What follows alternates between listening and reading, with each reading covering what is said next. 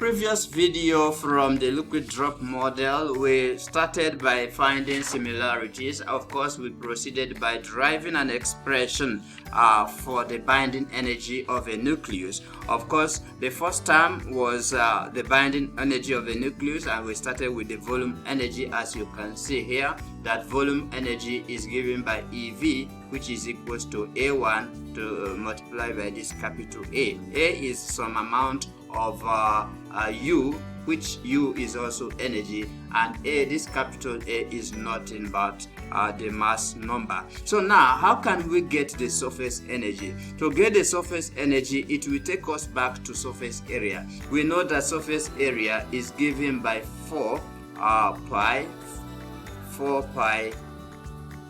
r squared. This is the surface area. But for a nucleon, it is not 4 pi r squared, it is going to be 4 pi. Then we are going to have r naught capital A raised to the third 1 over 3, and all this squared. Let's come back here. 4 pi r squared is the surface area of a sphere. As we know that surface area of a sphere is given by this 4 pi r squared, where r in this case is the radius of the sphere. Hence the total surface area of a sphere, we can say that it is directly proportional to the square to the square of a radius of the sphere. But in our own case, we are representing this in the form of 4 pi r naught into capital A raised to the third, all this squared, because the radius of the nucleon is given by r naught. The radius of the nucleon is given by r naught, which is equals to r naught multiplied by capital A raised to the third 1 over 3, and all this squared. And we know that A, like I have mentioned, is nothing but the mass number. A is nothing but the mass number.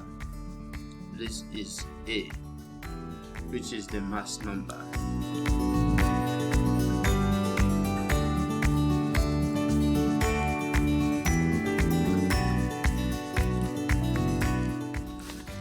Therefore, we can say now that surface energy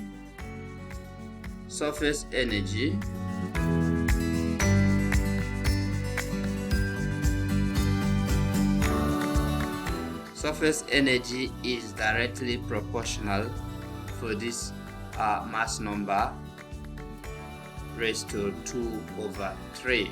So what becomes our surface energy equation? So our surface energy, we can represent it with ES is always with this subscript S. ES is given by, recall that in the beginning we have derived our surface volume energy to be A1. So therefore our surface energy becomes A2, but now is negative A2 to the capital A. Now this 2 over 3, and this is what we need in this video to show that surface energy is given by A2 capital A 2 over 3. So this is the surface energy of the nucleus.